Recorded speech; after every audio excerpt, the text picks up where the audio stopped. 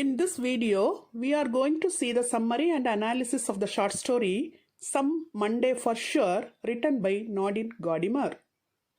Nadine Gordimer was a South African writer and political activist. She was born on 20th November 1923 in Springs, South Africa. She received the Nobel Prize in Literature in 1991 and the Booker Prize for her 1974 novel, The Conservationist. Her writing dealt with moral and racial issues, particularly apartheid in South Africa. Her notable works are The Conservationist, Burger's Daughter, and July's People. She was active in the anti-apartheid movement, joining the African National Congress during the days when the organization was banned. She served on the steering committee of South Africa's Anti-Censorship Action Group. She was a founding member of the Congress of South African Writers and also the vice president of International Pen. She died in her sleep on 13 July 2014 in Johannesburg, South Africa at the age of 90.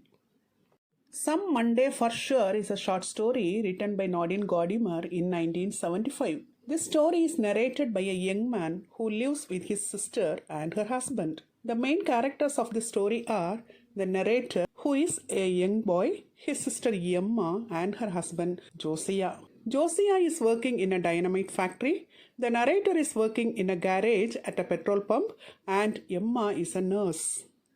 In this story, Josias is working in a dynamite factory. His job is sitting on the little iron seat clamped to the back of the big red truck with a red flag in his hand to warn the following drivers to keep their distance. The red truck carries the dynamite, which is an explosive.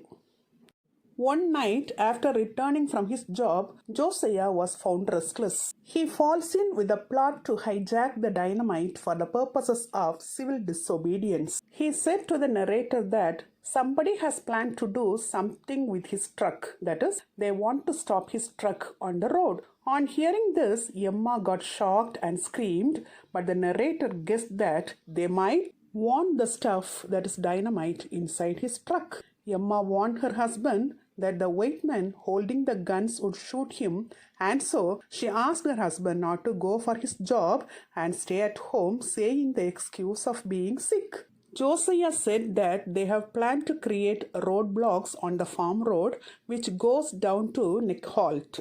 Emma was worried about her husband and she asked him that if the police inquire him, what would he reply to them? Josias replied that the police would get his statement and send him back to home. The narrator said that Monday was the day that Josias went with the truck to the Free State mines. The white men had planned to execute their plot in any one of the Mondays for sure. So, before that Monday, the narrator wanted to see where it was going to happen.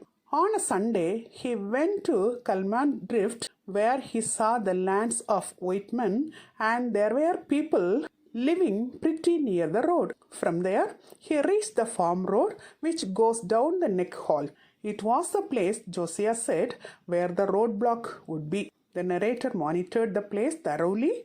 Then he wanted to know about the people there, and so he crossed the road behind Cadillac and reached the settlement of the people. He had an interaction with the people there. The people and their houses there reminded him of his childhood days. He said that when he was a child, he and his sister Emma lived with their grandmother in Govay location. Their mother worked in a town and she used to come and see them sometimes, but they never saw their father.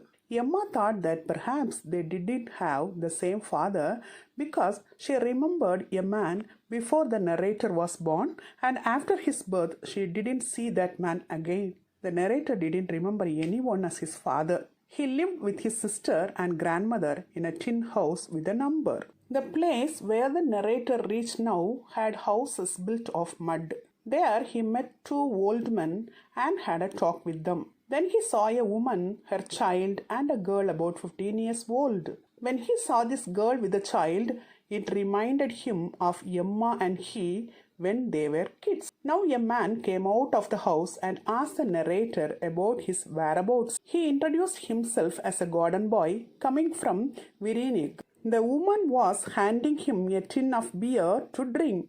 After drinking the beer, the girl gave him water to drink. The narrator was surprised to see all their hospitality, but he was worried about their poor financial condition. Finally, he thanked them and left the place and reached the home late on that Sunday night. Next morning at 4:30, Josiah got up from his sleep and was getting ready to go to the dynamite factory. The narrator went near him and told him that he had visited the place where the people planned to create roadblock yesterday.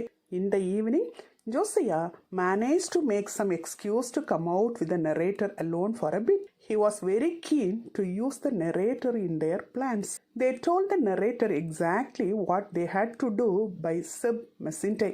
Josiah and the narrator didn't say a word to Emma about their plans. 3 weeks later, on a Monday, they executed their plan.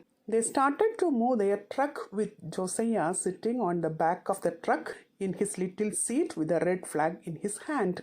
They carried a tin of fire, a bucket of tar, and a real road close signs from the PWD with them.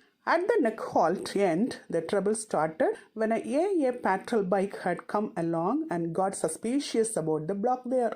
In the meantime, the truck was stopped, but someone was shot and Josiah tried to get the gun from the white man up in front of the truck. There were a heavy fight and they had to make a getaway with the stuff in a car and van. More than half the stuff had to be left behind in the truck. Still, they got clean away with what they did get, and it was never found by the police. 2 of their people got picked up right away and some more later, and the whole thing was all over the papers with speeches by the chief of special branch about the master plot and everything.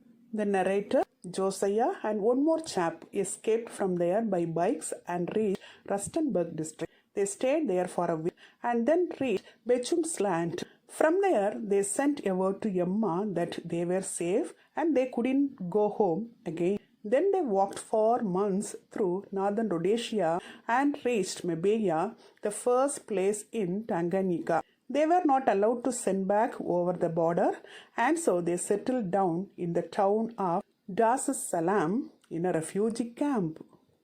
Some days later, they left the refugee camp and found a room in that town where very poor people lived. It was very hard to get a job there, but the narrator got a small job as a clerk because he had completed Standard 7. Josiah never found a steady work. Emma was able to come and join with them after 5 months. As she was a nurse, she got a chance to come and work in a hospital there. Finally, Emma came there and joined with them. Nearly 3 years ago, since Emma came, Josiah had been sent away for training, and so the brother and sister only stayed there. They got a flat and lived there. Emma was working in a hospital and she got a whole ward in her charge, but she was not happy.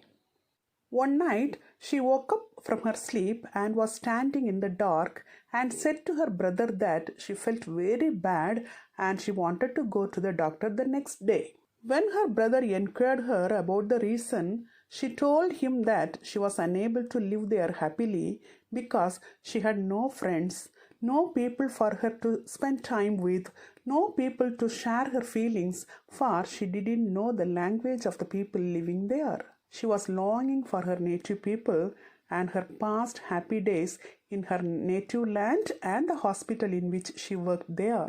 On hearing this, the narrator stood silent and he didn't know how to console his sister. With this, the story comes to an end.